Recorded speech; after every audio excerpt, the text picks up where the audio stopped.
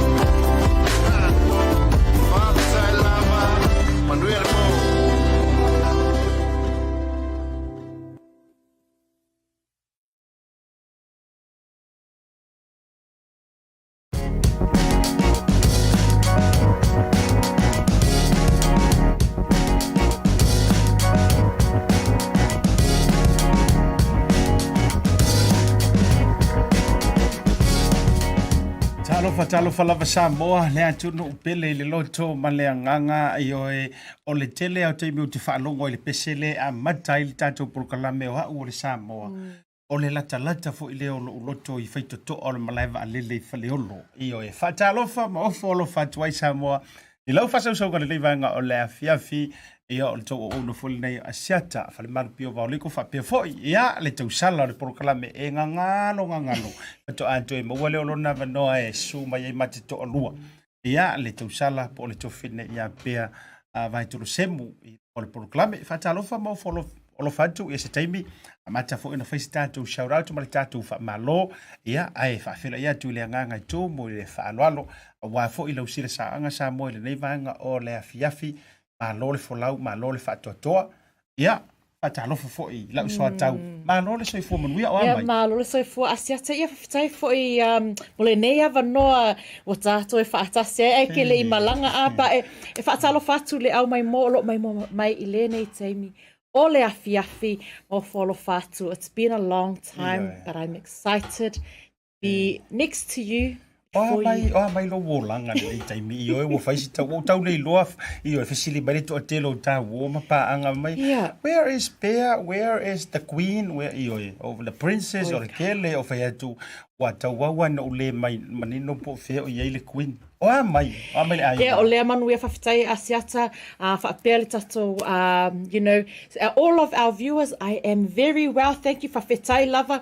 I know e masalo whapea e iai ake mi e message a koe kangaka. O lenga o walu fo i lesi event and the same Bear, we finally see you in person. Maka lele ia Asiata and we wonder oh, fair air. Yeah, I do apologize. Yeah, o mam le fo i ona mai last week. So I am back. I am well, and I am sad too. Le fo o fa ngo fo i lenga aso. O le fo o sau. A le fo le a e alu.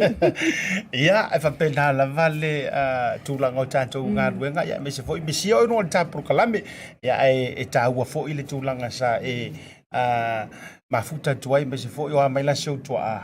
Yo ya. Your mum, how's mum doing? Good? She is very well, thank you. Yeah, okay. Shout out to Pia's mother and as well as your father and the family up there.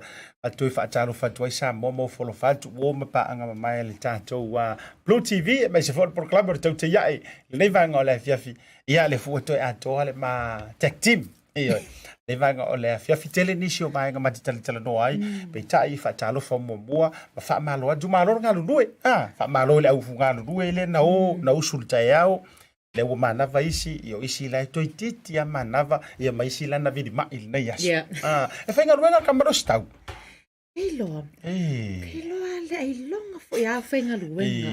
O le pa le whainga le ngaluenga le o ke vai fo ya astau. O le on fo le Facebook nga le omi le Facebook ya. Kai lava astau. Tasi le marolo ai masile ye nei longa le Facebook. Ia vai tu fo ile manui o le fa mo le sa fa tau no ina le Wellington. Ia awana ingalo mai ma ua pe fa pe o na tumu o tanga stau. Yo ai fa tai fo ya me se fo yo waino ma uto uma ya ile fa fie no ma to le lo mua wa ma to o ma to pitonu ya ma to ya u ya be se la ile lo Wellington de ma lo le to tu atu ya fe oi bo tala le ma ofenga wenga le to fa talo fatu mai se fo iso stanga ta fainga wenga e vanga o le a fiafi le tato wa proclame e vai tu ma na yo lo sei ya o ta ya fo ya wa ave Olivi Kalau ave Olivia taya fo ia malolo. Yeah. Asina malolo nga ia. Ya fa wa welta to proclame. Fa wa la welta to proclame ole Tautai ya tu langa o ia nei. Ai nei vai nga man na ia na tupu nei vai so pea po me se fo ia vai na amata ta proclame ma fa so ai. I have exciting news Asiata. Ole ka siale. Ai pe ka o fia. Ai foi que mo whaangoa le wa e sola ai ia o Asiata. So, the exciting news o lea o whaalonga. I malanga lea o leo kau for Samoa. There is a massive competition. Competition. Yeah. So this competition that's happening for Bluwave TV, BluTV, Tautai, I feel my O le whaapitoa mo Samoa. Yeah. Mara tua foi mo whaafwhanga le atu una utou sisila mai lungo le tātou screen. O le whaai loa tele le nei. O loo tai mua ai le tātou BluTV. Malanga whaapitoa I Samoa. Io e tusai o le whaamoe tele o le tātou tunu. Lea o le atoe tatala. Samoa is now going to open on the 1st. Yeah. The 1st of August. Na la le yeli tātou whaapitoa le nei ta o le fio mai. Io e. Aso mua o aukuso lua whenua sruma lua na ua e sirisila atu ilunga. Io e. E iai vaenga ta ua le la mātaritara noa ma le tau sala ia pea. There are conditions o e mawhaiai o na e manu malo ia e se palanga matautia. Makaukia Paua vaenga te whaia o lo muli tai ia inga matulanga o le tātou whapitoa. Ia ma e taalo mai ai.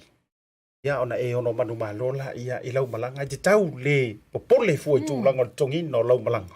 Na ua ilunga tātou information po whamatalanga I le ngana whaperitania ia e whaifona ma ua awili ili atu. Sila mai ai le teimile nei nau tu nā tūlunga o tātou screen. Whainga e taongo e tau wha amatalala nisi vaenga bea mo le whaafunga maua. Whawhifea ona manu mā le tangata. It's all e whaingo fia ia. To enter, you need to follow and like BluTV on Facebook. You mata fo le polkalame Monday the 1st to the 5th of August 2022 for the competition details. O le aso lalia. O le Asiata will be in Samoa. Give, everything, live footage will be from Samoa. You submit all of your answers through by Sunday the 7th through direct message with your full name o lo numera ia malo email address. E tasia le aso e submit your answers. But need to like the BluTV Facebook page and support Asiata while he's on his trip to Samoa. Those are the terms. That's how you need to enter. Terms and conditions are there. Competition, yeah, sorry. Everyone ole that reside out of New Zealand, yeah, ole triplet. It's winners are only from New Zealand only. So all entries need to be submitted after the 11 p.m. Any entry submitted after 11 p.m. on the 7th of July will not be eligible. One winner to be announced Thursday, the 11th of August, 2022.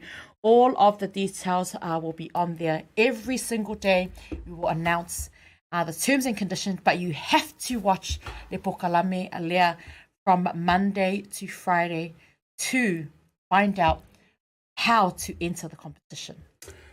Ia, le nā wa e whawhonga mai e Samoa i o tā ua ia o nā e watu i tūlanga o tu Singapore whapunga wha Britannia. Ia wau te loa. Au vai nei le majority o ko mengi au mailunga o tātou porokalame. E whenga ngui mai kā kou Samoa. Ioi, the majority o tātou comments, they're all in English. Lau noinga la, o le lei uma le tātou whaitau tusi i nei risi. Ai mo le toi whaalau te leina. O wane MCL ava noa i te ono manu malo ai, ma le tuafo. O le tātou winners o le tālonga o le tātou whaingoa ino le whapitoa po le tālonga e te ono manu malo ai i se pepa malanga mo Samoa ma le toi fo i mai i le masina o se tema ma le tua lai tāua le masina o se tema e le ngata o le tāua o le masina le nei o kuso le so momo ona o le tatalaina o pe malanga ina po mo le malanga i Samoa ai o le tāua tula o se tema o le taimi lea le tele le whamana tuina o le ono se fulu tausanga ma le tua e usually o le te wila pei tailanga o le ua whamana tu le tausanga le ono se fulu tausanga throughout the year lea la e whapitoa ai le vaenga lea lono winga a whapea o lea la e manu malo for example e te manu malo le tātou tickets lea e te whailoa mai la le bookinga e te tau you must use the ticket i a se tema e te malanga i Samoa ia po ole mai waila i ole manoa ia e kaunga ka ticket ia se tema ai a wete pole ia e te malanga i Samoa nga Olo City pretty ia mai ngula vai ngufo ile le ole e ole te ole epla e lon te uma i lungo le vale io ai o ia inga le na lo no winga a mata tu le prokalame ole tauta ia e ile aso ngafua aso mua ole masino au kuso le ole a tu ina sa o mai Samoa se ia o ilona o lo te vai tunga o le so fitu o le so sa no winga ona te le lava le vanoa e mafai ai ona e talina mai fesili o le tato wa papito le ia e au vatu le fo i o a fesili o le aso ma le aso matulanga fa pena ia sa o le lei lau tali ia no o tu le le fai unga o le vai aso ia o soafa o malava o le na sa o mai ala tu tali e to fa tasi ia mauto va ai le sei e manu malo i le tangata o le whailonga o le malanga ma le toi fo mai i Samoa. It's a massive oka ngā prize Au le tāua la tango share proclame mai tango like le tātou page o le BluTV po le Bluwave ia i lunga o le tātou Facebook page pauanga me ke whaia ia mai kali mai fisili mai matamata mai le tātou proclame le atele ni vaenga tāua au afo le whainga malanga i Samoa o le ua whaatulanga mai vaenga o porokalame ale matanga ruenga o tourist Samoa. By the way, congratulations ile new CEO o matanga ruenga o tourist. Samoa Tourism Authority. Ia, le nala o le la ua fatulanga mai ala la to afuanga ala le la to so upu. Ia, le i nei New Zealand nei sunga ya Sunny River. Stre lopo nei Sunny po la umlanga i Samoa. A ole man nei ia. O aso uma te tasi lava mai lava ile so ngafua so lua so lulu fa o lo o yai o mala o fufuanga ena I'm really excited to see what Samoa Tourism Authority have planned for you. I know that we've had what that they've put forward to us, but I'm super excited to see BluTV collaborate. Tautai e ofa atasi ma le Samoa Tourism Authority e fesosoani le tatou atunu upele o Samoa to bring to life what we've been waiting for almost 3 years now for our borders to finally open kalukalu ele fa mai le o le COVID. Iyo e tawa tele mana tuafo. Tasi lea tātou whaailoilo po o tūlanga o loo whaailoa o loo mua a wina Samoa.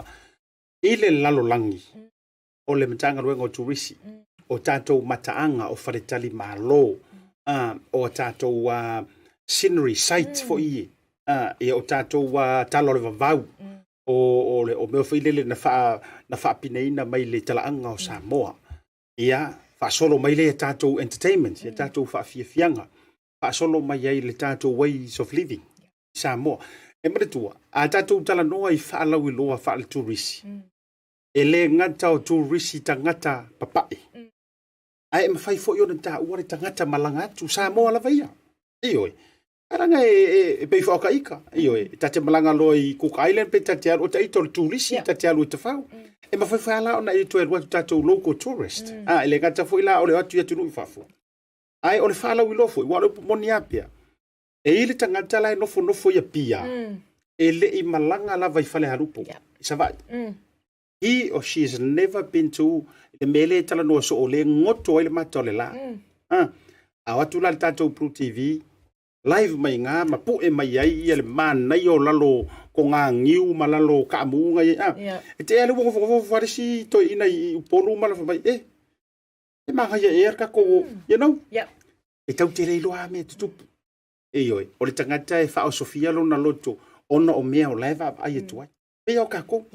E te le fiaru ai fiki, pakai ka inga. Ai ngā oluwa ai e tuai se whaalau I loa, mui au le lapo po au meo maisure. Te aleo whamai, ke aleo whailon tau rua, le ai le tina aleo whamai, han, e kau maa ia fwoi fiki leo.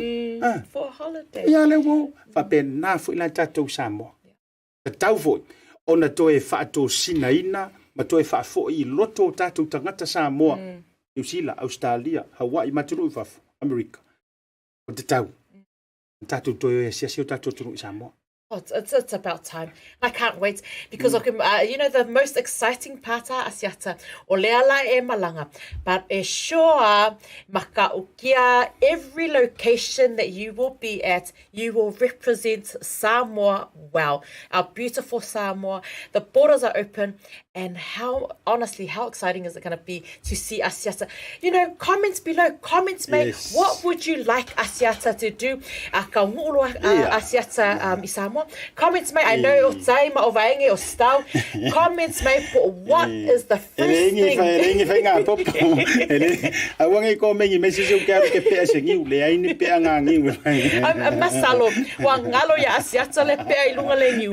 Pa aso la ai ngā fita le kako. But it's going to be exciting. Yes. Comment below what you would like to see Asiata enjoy or show you over the next couple of days or weeks. Masaloa o le umiala le malanga le la alwe I Asiata awana ingalo mai mato le ngofu nge welo. Ela tango le supo mo Samoa mo mafau mai pea I ko tanto. Por clame toi fa wa tanto por clame pe mai atatu fa salong fa business ne.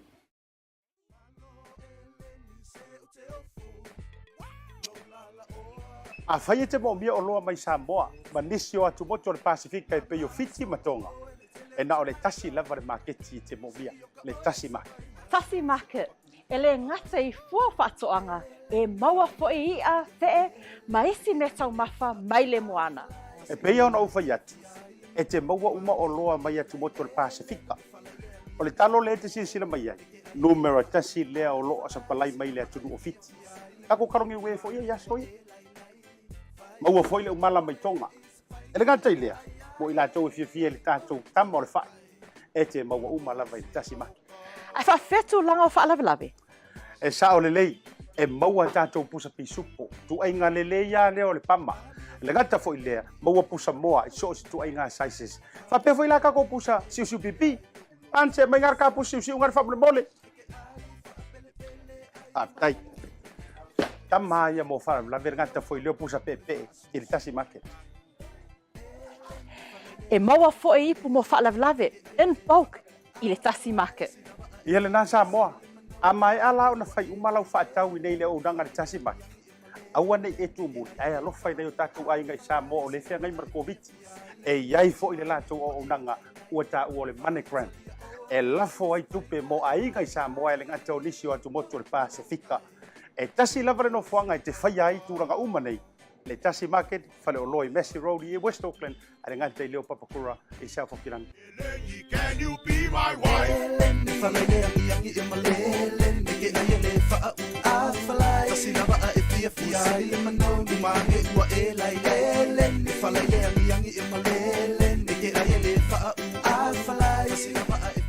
Hi, my name is Sora and I am from South Auckland, Manukau.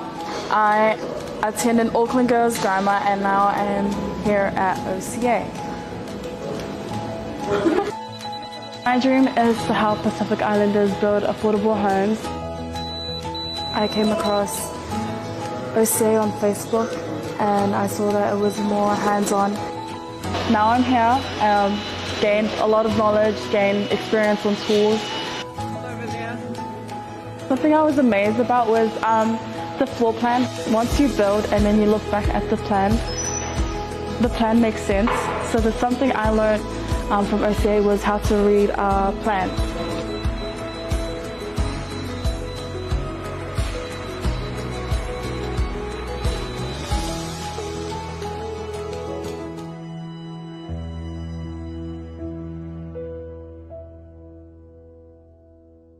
Te whatalo whātiri tali ubai ar proklame le vanga o le afi ia I le unanga mara tautua ma le tofine ia pea po le Queen no le mantou wa BluTV ia I le vanga o le fiafi whatalo wha mau wholo whātu wawa ia tuto o te le lantou le mafuta mai ruko le tātou proklame o wō ma paanga ma sani le tātou wa BluTV Franta Vita, Dario Amoa, io e mese foi le se uso le tabai fatata mati le lua ma le tausia te sisi e mese foi o le sunga Green e po Stefano o nese e mese foi le telenga na lomba lu telu ma uto umale mafuta mai tali mele ma lo le mafuta mai mese foi Queen Rachel, Sabina Stowers. Sabina Stowers. Yeah, I can see on the Tautai page o lea ua whaatasi mai o Glenn Amitua Nai, Mamitai also, whaatalo whatu Whaitalia, Lokeni, Rossa.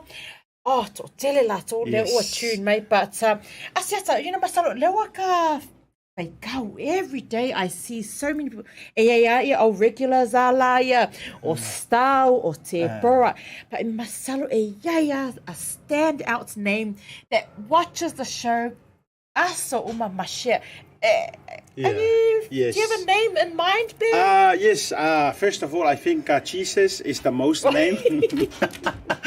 Ole winna man la le. Yeah, winna man. Jesus always watch my show every day. Yeah, I mo le tagat. E sa ole nei lo fa Filipe. Le tu foi ole tele o lo fai ole nei nga luenga. I wa masani o manta I lo va ia tu tangata e mua e lava mata. E se la tangata foi le pe mau langa o mi. Pe mau le notification. Tate lo no fia le tangata mau. Aro vai ku afa mai is watching. Ele mas say hello. Ole is watching ala le o ke popole. Ore kia nga te lo ai. Tama mau nga la o so torki diki ai mau el notification ole tota ya ele what watch. Ya na la fa mai somebody is watching. I te rogo fia tangata la e sa o no proclam. Tai is watching. Tai le ota na ko mai kasi nga mau le. O sofa nei o tasi o tele lava ai o tau point out ina nei sofa ma sani lava pe ole to faya fatata mati. Ma sona tausi share lava proclame Franta Vita Dario Amoa. To tele lava ila to pena bana fatula utala tali melei o le to tele io se uso ya le sile fa le me mai lungo proclame o ma nai maleota io ole wali ya se uso ya na loma lu to tele me se foi matamua mai la to o isi o te tau bana tu o te mai tau yo la to fai o me se ngo matai tele ala ila tau foi le ai me se la America te lo la utala o le tele le o America ala Australia e tele na mafuta mai ia mata tau foi no sila ma Samoa. But anyways, tato umawo mapaanga mai le tato BluTV. O leo te vai atu tūlanga I Samoa pea. Wale la malanga tu tato BluTV Samoa wa fo I tato whapitoa. O ha mea I Samoa ke fia wa o tato talanua nei mo Samoa. Poka sai Samoa langa o le la tatu le tala tele toi tala va. Ia ma sa o loto le fai malanga atu. O me ai Samoa po tau mafa Samoa. Ke fia ia so yanga e tafao ai Samoa. Asiata, number one, dear to my heart, I mention every show. Kalunga nga whaile poka lamelea, it is Luau Palusami. Number one. Male kalo kao o kao. Ai ona va pesa whaile mo mango siuta ma. Whaile mo mango to ina. Le ai ole to ina. Yeah, he was the fefe our son, so I know why So, yeah, but yes. O le tamana Luau mata utia lava. Taua. O le ala le ko inga kau mawhai ke fia whaonga i Luau. Have to be ole kalokao. Definitely ole kalokao. Yeah, mana ia. But Asiata, leo laa, leo e mika, leo e laa e malanga, kai au, you will be on the soils of our beloved Samoa. O lea la so flavor lea leke, manga e ke land loa, first on the table. E mana o taunu loa ma whea kisi lo maleniu. Ioi, ka mamua, saula I whawalanga lo te mai taua. E ai la le au whakaungi unga I ngā ka mai whare pisi. Keri lopo to ile whare whatari pasina I whawhorunga I satu puala. Ngai whawhasanga I tonu a male awhi tonu mawarele. O te ro toi lopo to ila no lela sa wale whatau sangam te to Samoa. Ai, o le me mua la. A whaila whalongo mai whawhonga mai whakaungi. Ni whomangi au ngiu I nā o te whatau. Te manao na o anu ese mea man malai waalele. Whawhia, tofo ai se niu. Kamala maru kau fa maru langa vivera ka ko Samoa. Me mo na.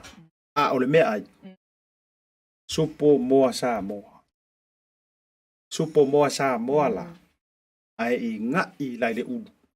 Oi. Oi mo ia le talo. Ngo le mo wai nei. Ai pe ka ke fia. Ko fo ala de supo mo Samoa. Ale umu ulu. Ole hal fa ngol u fa lifu. Aure u.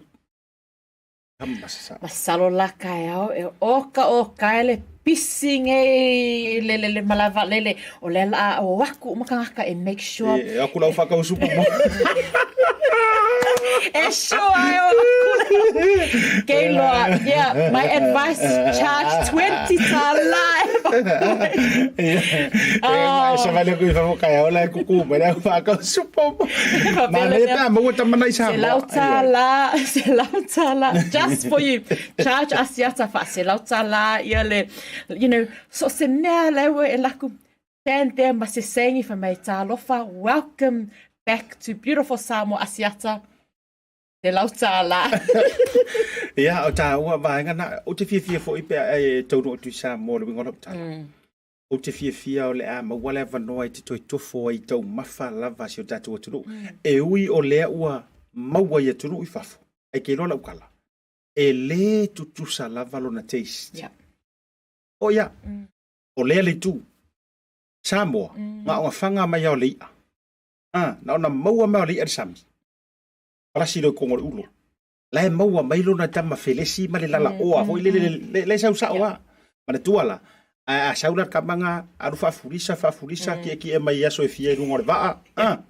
ei te le fa tu le winelo tala I'm talking about the taste the fresh taste o tato tau mafai Samoa e na foi lai le tulo le ta pai o le me to lo le po kamo sai stu fo ye nga fanga tau ore ku war fa nga po sa mga ki ku ia ya pangi ni ver po le wingo la tala mai ia ngar fanga nga pa ander fa fo ma wa Samoa ya pa vela tiauro ele pe fela tatu I e tau te le lopo le umile ta le tau pe upe nai sai stu to no fulisa fatu atu fatau o le vaenga tasila na vaenga o te fatau ma fa fo le mbalo le tulu le tau le na toi fo I ya tatala mai ia tatu poras ia o ka venga lava ia sefe ma fa ko foi ia ai avele ainga averuta ma avelutina avele to lua ma le fana ave Samoa ma le tua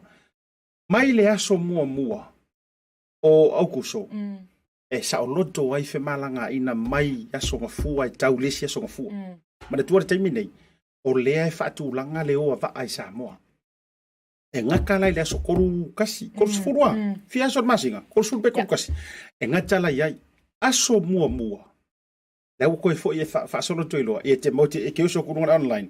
Monday flight, Tuesday flight, Wednesday flight. La wo yai. Le winga lana o le toe tatala. Sa o loto e te leto e tau pangoia pai mala fai tau meli ko ngesula po le ai ko mesinga. Tau su e sau ko ki Samoa po e masani ai io e fatinga talinga nai minista mana i le toe tau fai atu. Ai ole a e alu lava io e book pay ona masani ai. I lunga le website o le winga le na. O le winga le na. O le tūlanga ua toe tatala Samoa. O lau fe malangai. Oh, Asiata. You know, I've seen Olewa I Meli Mai ele itinerary ale Samoa Tourism Authority, who, you know, whawhetai lava to Samoa Tourism Authority, ele whaingo while lenga luenga lea, o le, you know, o le o toe tatala mai borders. But you have had a lot of work to put behind the scenes. A wā ele malanga, mare saungi aku le au malanga le o atu. It represents mainstream media arm. O lela ua lewa lela la kwe ia Asiata to represent and also the Bluwave team. But Asiata, I see oka se makango fie le itinerary le they've put it forward, and they are very specific on what they've outlined. Ole mangaya foi because you never, you know, I think e makamaka I borders that everyone's lewa makala I lalokonga, lewa makala fiki, and I'm not trying to, you know, offend anyone locally, but I've seen how well thought out and planned the Samoa Tourism Authority team have been with your trip. Can you give us a little bit, because they've got a really structured malanga a wā le lo yaso ye leki malanga I Samoa. Malo whaftai, yes, absolutely. Pia whaftai tele le matanga ruenga official tourist. Ai me sole lan tau fo I whaatou whala. Inga male lan tau Purukalame wa whaatatia. Ia ele ngata fo yo le vanoa mo tātou le BluTV. Alo mo fo ya vanoa. Mo nisi fo yo o medias. Ai me si fo ya to tonu tātou I Samoa. Ai o le lau te whaatulanga ina mai le tu ai ngā Purukalame lea. O focus point ia po o mata upu e aunga ia I le whaalau iloa o ainga o atulanga na efeki ia maftanga ainga ona o le whamai lona lua o tūlanga I pisinisi po o ani vaenga na matua a fia ai whainga pisinisi ma whaataua inga ona o le whamai lona tolu o vaenga ia o onga o le a se vaenga na matua a fia ai tūlanga tau ia o onga ona o le whamai. Ia, ma le vaenga lona wha le whaatūlanga mai ai. O tūlanga tau malanga lava ia wha le tangata lava ia. Personal stories ele ngata o le tangata whatoa malanga tu I Samoa. Ia, manisio ila tau sa ia ni fuafuanga wha le tangata wha aloto I whale. O le malanga tu I Samoa. Aina matua tau fio uma. Ona o le wha mai. Ma le tua foi. Tasi o le vaenga ia manino mamala malama. O Samoa, o te ro Samoa lava le tunu u ela vea I le li ofo I le loa tunu una muli lava. Le muli lava. Tatala. Ona o le mafuaanga na muli lava foi. A fia I whamai. Para tua o le toi titi a lua I le tonu tausanga ai whatoa. O Samoa le whatoa o I le whamai le kaamakanga o kausanga nei. Ia. A le ala ua toi wa vave lava foi le tūlanga. Credits foi pe toro pu lo le mitanga ruenga sui fo maroloina. A Samoa, le whionga minister mi se fo la tau e ui le tele o nai whatiata mai ma nai whawhitauli e ama le tūlanga ia unanga peitai e lei vae ai pe lilo ai le whatau ai no le latu ngaruenga i le tite ea tu le whamai o lai pipisi lava le whamai I Samoa peitai o leua vave lava le adjustment a Samoa o teitu tu sao la tau ma fau ma tātou o ka kou ia o le foi tau te iai o le a tau te ilo e po le kau ke le orange air lava po le ale tūlanga le iai e tūlanga o whailo ilo peitai ua tātou wa o ina tātou te soifua ma feola whatasi ma le whamai so o nei vaenga foi la ia te tau ai ona tilo le lalolangi e maisi o le tau mawhainga le official tourist ia whaalau ilo mai e fou ia Samoa le mea lea o le tatala e fou a whapewhela le te whafonga mai le taimile nei ai na afia ni whamoemoenga le tau ainga wow te loa family is probably the most affected O lona lua ai pisinisi ona whatau inga whale malo. Ai ei ni tūlanga na matua a wheki la vai o sootanga o ainga. You know, le whafonga mai li to a telo i lanto fia ni tanganta o mafuta mai te mile nei a mali liwe pele. Even i matua tu low, even i uso o e pele o whanau, le i mawhaina o.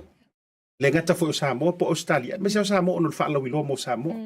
To fia i tātou lungo prokalami. Te roa tātou o malava. You know, maybe a little matua pa a relative, a close friend.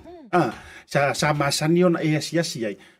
E ko viki patua le se o vaenga lana le tau mawhai e official tourist ina ia toe fo ile wha mapu e mai lunga i le tūlanga o le whaatalatala noa ai ia experiences ma vaenga sa go through ai le toa tele e whai ma wha amalo siau e mesi o toi whafangu le nalulangi ina ia tau anau ai ma sufi ai ia whingalo o la tau toi fo ia tui Samoa. Asiata, you know, ole mea le ole tawe le stories here to capture. I miss le ainga. I know our Samoan people. This is what it's all about. Ole ainga. You know, it's our priority is our family all the time, and I can't wait to watch and witness the first time you hug your family members, the first time you go back to your village, because well, you know, in Moia, it's the numbers of years are you know, it's 2 to 3 years but it's a long time. You know, to feel the heat again. You're definitely a tourist because I look at my sangi le Samoa. Sa ole le sa longa pe manatua.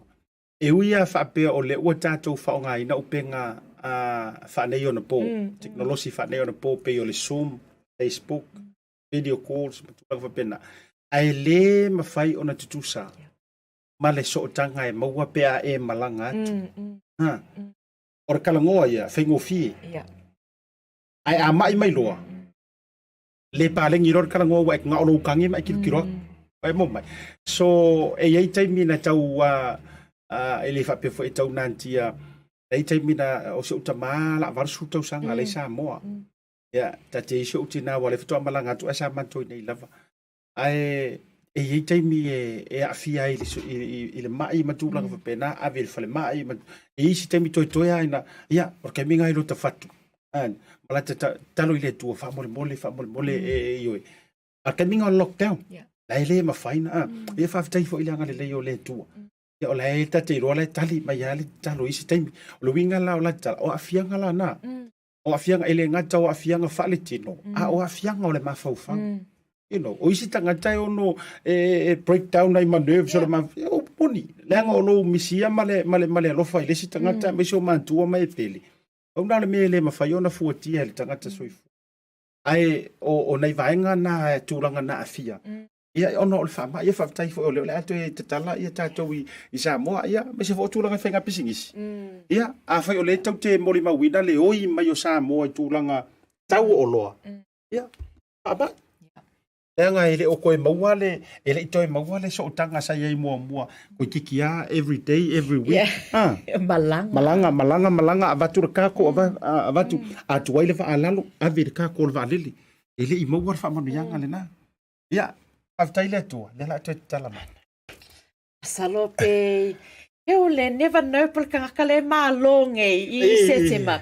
Yeah, mange for you have to take a friend. I can be your friend too. But Asiata, I know little comments. Thank you so much for commenting what you would like Asiata to do. Asiata. Send me your itineraries. Maybe next week he will, mention a few of the things that he's done for those who have commented through. But Asiata, I know a beautiful Samoa Tourism Authority. Yes. Lenga organize le vaenga le kule le resorts. Yes, some hotels. I'm excited to see le resorts leke la fila. Mantua lava hotel. Mantua I le famo tu Ua tele tala avio le lava hotel. Ma tu ole hotel le umia le Digicel. Yeah. Ioi. Le lava hotel nai songi. So atu ma le Tanoa hotel. Ioi. Le alu ngai tai mo le ruu. Tasi lea o ia wha mautu wai ia le media le whainga malanga atu. O lesi hotel so lo o lau walunga me se fotulanga e mo i wha pitua ma le wha lau loa. Tau me sina Island Resort. Tau sila watu. Yo tau me sina Island Resort. Amalele mantoi tau me sina ngata ia o mota. Ia male soto ai mamau tu le longa tai. Tamala le la. Matau wa go for hotel le. Ia go for le tau me sina hotel. That's beautiful. It is absolutely beautiful. I do miss it, so make sure the live entertainment. I think Cindy of Samoa here is the main attraction as well for the entertainment side. So, Cindy Wailo. Yeah, what le tau fefe fo ia manaia tau te le mesio o failo mo tatou tourist ta fa fo ainga o leisi hotel la tau o le e mo fo ile va no ia fe tatou fa lo ilo i Samoa o le tamale ma tou sa va ile mo resort tamale le fio anga fanga ai alu le fio anga le pea o te rete io o iai e pa a toa ile one ioi o fanga matua pa a to fanga ile onge na ia pe ole kiona fo ile le pe eru nei I fanga nice a matatua e pasi lo tu CV a solo tu lo le la tu nga inga I fa e la tu fanga le lango ma fa solo tu fa pena no uyo fa saleng pasi au le pa e male one le ile result le amo ia fa ilo antu fo ile totelo ila to ia ai ole hotel to sit lia lo fia ia o lo ulava falele la o lo ainga iyo ma wale va no so talu to si matu fale o iyo sa fa ngor sa vili matu langa va pena o taua ai ole fa lo mo totelo tato le mafuta mai lunga tato por kalame awone ngalo e tato fa pitoa mata ile so mua vai so fo mata ile tatou whapitoa lea o a lava tatou fesili matali o le ile tatou whainga malanga lono inga mata mai tatou tautaiae o le whaia whatou nuina mai Samoa le tele o tatou tautaiae ia me se fo o mautif so tai lava ma tau sala ia pea o ia lea o le whatou taia tua le tatou pokalama I ni usila nei aia foi I want to ngalo ia te oil tatou promotions le lopo o le winners o le ma e te ono manu malo e te lele I Samoa ia ma toi foi mai ia se te ma awa le fa manu tuino no su sang ia ma fai ma tau vanga mi Samoa ma tu nga va tu langa fa pena don't want to sell enter the competition all the thing for but you have to watch Tautai e Monday to Friday. Awange e whape ngā le maka le Monday. Ai misi le Tuesday o le ai. E le whainga vai aso akoa. Aso atoa. You have to stay tuned because you don't know polale which time of the day. E fesilia asiata. Write it down. Send it through. You will collaborate e whakasi fesili. And then you send it through one day live after on Friday. Manaya. Tofu lava le aso malona fesili. Po ane mea sa asia iro. Mata mai la me so tatou whapitoa I le aso ma le aso. Ia li rope ke ua upe ai rungo se ngiu o whatula ia o fesili o le aso lulu. O fea le nuu le le niu le sa upe a. Ia sa o mai la kati. Ia whape whangano le aso tofi whate tainga. Ia o le no wasiasi na I le whalemai. Whakekisintas. Ia o fea le whalemai le no ua. Whapena. Whai ngofi. E te talina mai la fesili a toa o le vaiaso. Ai o le whai unga o le vaiaso. Tu whatasi a tatu tali. A tau sa o la tu tali. Awai kusa foi pe kele kali a sa unga kasi a kelo. A sa utasi tanga sao. Iro ele se vili. Ele se tatou se suenga po ai se tasiala le wina.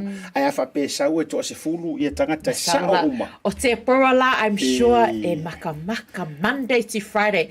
Share, like love. Ia ai o te loa o le ta whatanonga ni vanga o le uri langa le la fio tu malolonga ona tu atulo le tatou update ale to fava ai na forsa. And good luck ilo proclaim tai au. Au te lonely ma au te whanoa noa. Tua whaia, tau te so tai lava. Yes. Ia so tai au, le fiafi. Walanga o lea maua lava le teimo le fiafi. Ia. So tau whaaliri mai i Samoa mai ngumai la ungiwa lea te nofo atu i tatu studio. Asiata, you know, I'm sure o leo ua lewa na fia ia le tato Bluwave team i Samoa. They are waiting. Everyone is waiting a wā ia lo malanga, and I'm sure all of your fans will be waiting for you as well. Lewa sila fia mai Samoa o hotels, ma motels, ma locations lea. I will tell you exactly where Asiata is. GPS. Make sure, le GPS, Asiata. So, ole mea e alway Asiata ma le Bluwave team. Go and say, I want to be shy. Yes. I'll see you. Go and take a photo and geiloa. Afa perfect go ma Asiata. Send my cool photos here on the Bluwave. You never know. We might be able to post it up as well, but send them through. But Asiata, yes, definitely. That's a good one. Sorry to send it through. Afa pe fa fonga mai i Samoa io o ia. Tele tanga tu te loa o te fa wo fo i tele. Afa pe mo o tole o tele i masani a le te fa fonga mai tatu program. If you come across matafi tawi, le makeki po fe lava se mete te loa. Pai loa mai. Ia au te musu au te matamuli tu rou whafonga. Pailo mai whape mai. Oi o le no matamata atu i rau proklame le BluTV ma le tautai ai. Po ele tāta. Te mana o e ta umalawa i la tau e fia proklame o te fia roa i e fo. Taluru lima iskaki ki poa. Po e ma le tātou wata.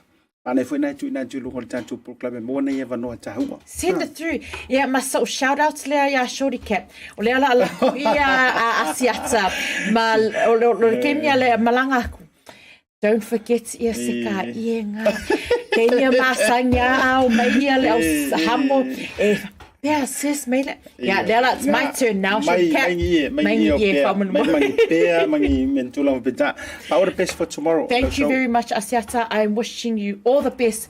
I was going to say I'm a little bit sad, but I'm very happy because I can't wait to see you capture the beautiful Samoa. You deserve to go and have fun. Not too much fun. We're watching you. But don't worry, there's something more as well. We are praying for your safe travels, yourself, and also the team. You know, they meet you next week. So the best. Thank you very much, and all the best as well. You better be well behaved. Yeah, well behaved as well. Yeah, I was going to proclaim. Malor maft mai tato tu fasalova business. Afoi mai tato so ta isa mo to fava ai na forsa. The reason why I love Taupea Voucher, it's easy. It's super easy, it's convenient, and you can basically order anything online for Samoa on your phone and really right here from my couch. It's that easy. You just go to www.pacific40.com and then you select from a variety of services that's available on Pacific 40. You can even select a shop that's close to your village. So if you're looking for a way to help your ainga in Samoa, this is the perfect way. Pacific 40 Taupea Voucher. For you, for me, for Samoa.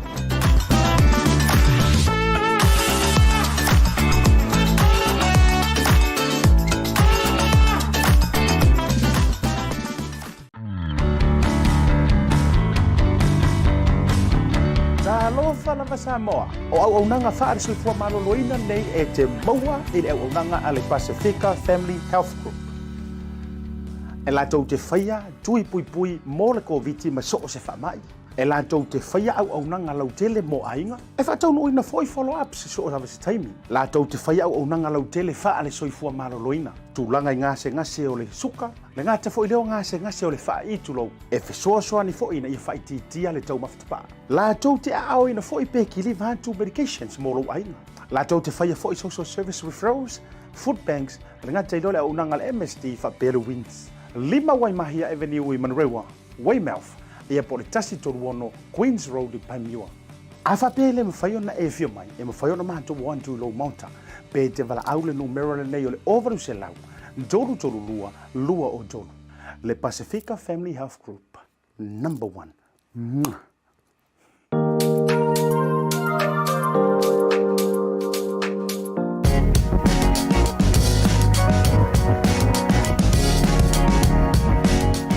te whiwhia whaatala whatu, hea le rei whainga o le whiawhi la whatalinga Asiata o lo tūlai mai le whoi. Ma lo leo sa i le tātua tunu, ma lo whoi le whaatua toi ngā ruenga ma tiu te whai hea o nei whoi vai yaso o te lo whoi. O le ua tātua taunu mai le vāsa whai ura nei o nei whoi māsina.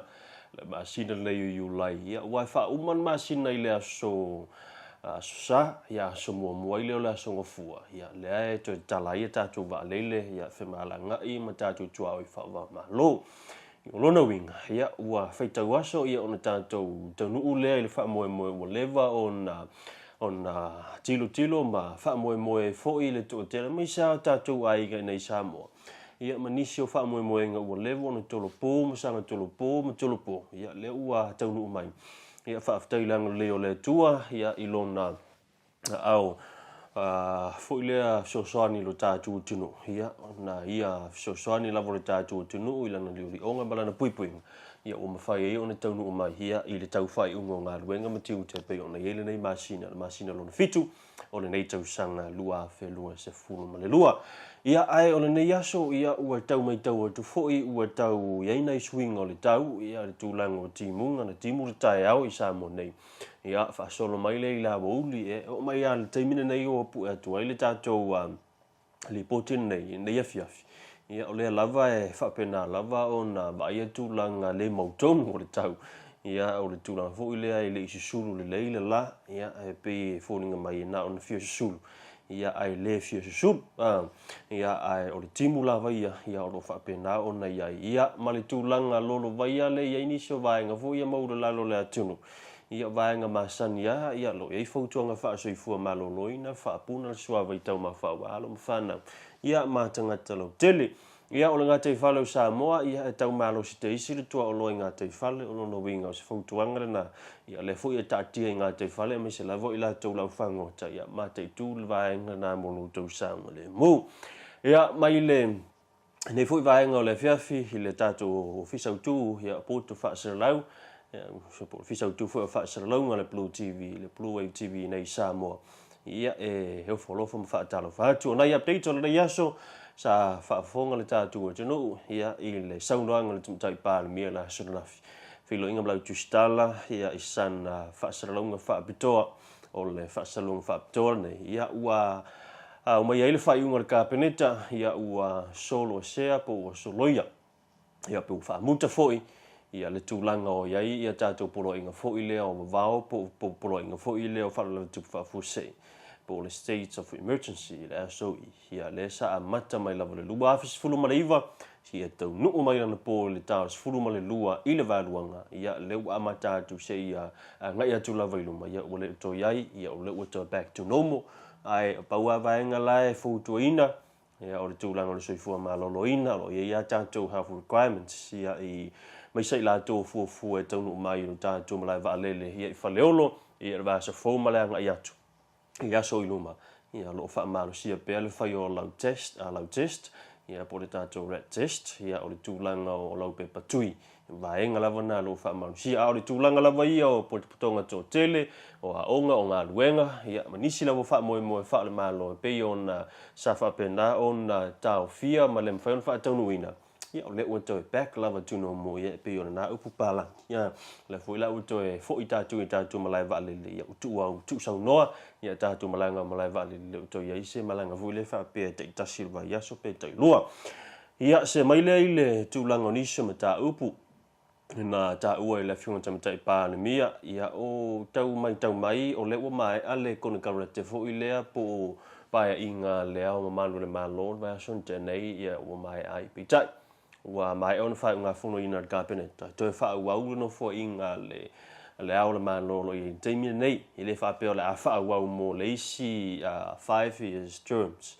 ia ai only fa wa wina le se ia se fono le parlement no winga fa wa le se ia tawa fiel fono le parlement va machine fo ku so le tawa fiel parlement o ina la o le au mai e pola si tu langa ye pe fa wa pe mo le si lima tausanga ia pe o le a yese swinga i le tūlanga nei mana tōe o le whainga whaavai lava ia o le tātou sa i le tō wina o le whainga whaavai o le ao le malo na ngata ia le tūoti o le tofinga ne o le ao le malo le taimia utula mai le sunga le tapau fa sina le sunga le mali toa tau mafili le lua ia na ngata ilo ina na ia ila le vai ngol fa vai ia lo ta uai ia e fili ai loa ia le la fo mo le tailima tausanga tailima tausanga le lan amata mai le afionga le tamainga tupua tamasese tu ia tu tupua tamasese ia lana se fulu tausanga si ia mai tu na i tausanga o tona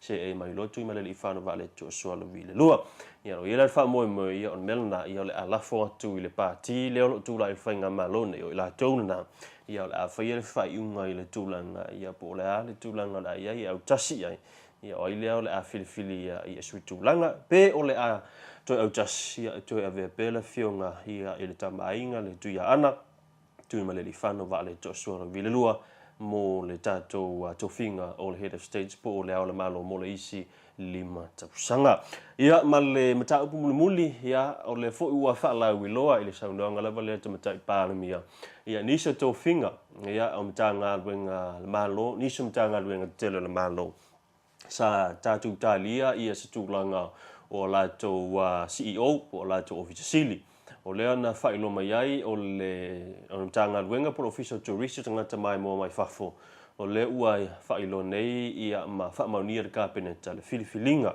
o le lato CEO le tamaitai ia pati vaine pe taia te vita ia le ua filifiliane ia pati vaine ia o silia le lua sultau sanga talu on tautua le malo School feature tausanga o vea ma office sinia o le official tourist ia e tofia ia le fionga ia pativaine ia o lo of apena on inei le tulanga o le manager o le finance ma le corporate services o lo winga ia e tofia o ia le fa ulu ia le vai ngo tupe ma seta ia alamtanga wenga ma official tourist ia manitua ia o le usu tulanga pativaine ile sa avea ia ma CEO mo ia le fio fo ia fa matuai ia suifua ia o le fo isa ia inisio mata upu tau fa sino ia matulang le kongarat ia ba fuai on fa malolo le tu ma ia le la vala u fa malolo tu ia o ma waila vano ia e toi apala ia le la o ma waila vano party vaine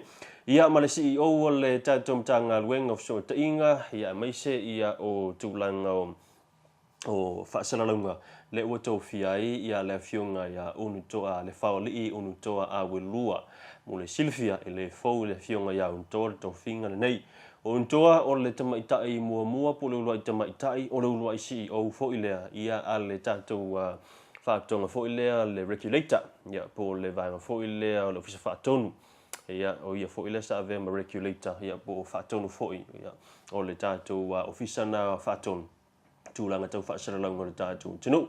Ia na mai alea ina, ia se elo lea mawalo na vanoa i lea foi. Whaululu ia ile, awainga foi le titito. Le sa aveo ia ma manager le titito. Ia lea la ua mawilo lea vanoa, ia ino whaasaralau lea vanoa le regulator. Sorry ole mtanga luenga of sotaing ia le ala ua mawaila mano se nei au o lua ia o se tamaitai engineer by profession ia po lana ia na matata engineer ile tulanga tau elitise ia ilon to mai engineer me tau IT ia po susu nga fo ia me masini fa ona po nei ia engineer me tau communication ia ai fo ilon to mai engineer ia vai nga fo ile la to fa wina me ava malos puris ia ono winga te le to mai lo te meta ia le fauli unu toa a welua ia wa to fia la ua mo le isi te tolu tau sanga o le kone karate fai ua toi meta ulunga ia tatu tala mai Samoa ia mo le nei aso lulu ia se ia ulia ia le stemi foi tarusia ia mo foi statu ua no ila so taia o te lola isi swing o tatu pul kala mele so taia ia ta pulo la ngale mo statu no ia o le fa mo va so fo inicio fa mo ia o la fa la vona e silsila mai pelo no wing ia i tatu po kala me matango fie lava ia o te lo fo ia la le fo e fa lo tu lava to fa asiata ia ai wing fa mtalanga ia o te lola a yesi no swing al taia ia ile tulanga pe ona ia tatu po kala me tatu tala tu nei Samoa ai tatu felo pe tatu felo i taia ia le fo ia o se sia so no leva ia so por na va ia so ile ang le ma le lo fo le tu manuia fa mo nei ia fiafi fa sei fuai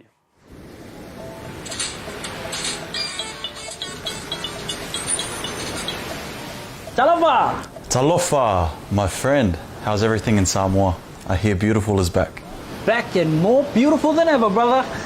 People are social distancing though, yeah? Oh, yes. We're pretty good at that. And is everything open? Like restaurants? Oh, yes. Wide open. Do you know if the hotels are booked out? Oh, it looks like there's a few rooms left. That's good. So what you been up to, my bro?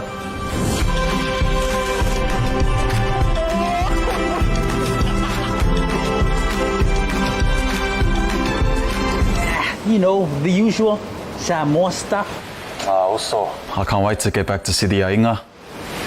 You gotta get back here, brother.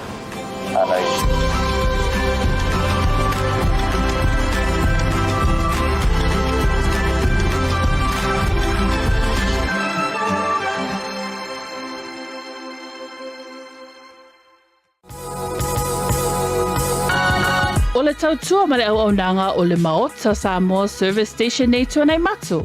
Mātou te utuina lau sā ma le tele leo nisi matu auaunanga ese. Ai le ngata fo i lea, mātou te siakiina fo i lau tāwale. Mātou te sapalaia fo i swahuu mo lau tāwale. A whai fo i o vai pa o lau sā, a wala te popole. Mātou te sapalaia fo i ea mo lau tāwale. Mo lau nofo silafia, mua, ta pē lau tāwale pe autu. Lua, ta pē lau telefoni i le taimi e utu ina i lau tāwale. Mana tua foi, e matua i whaasa ina le tau mawhatapa a ino foanga whape nei. Wa iai foi au nanga i lunga o le Pacific 40, e whaatau ina ai le talofa voucher. Maota Samoa, o le Maota mo Samoa uma. Mātou te fia e au na pia mo o Samoa, whawhetai le fio mai, we'll see you again, and God bless.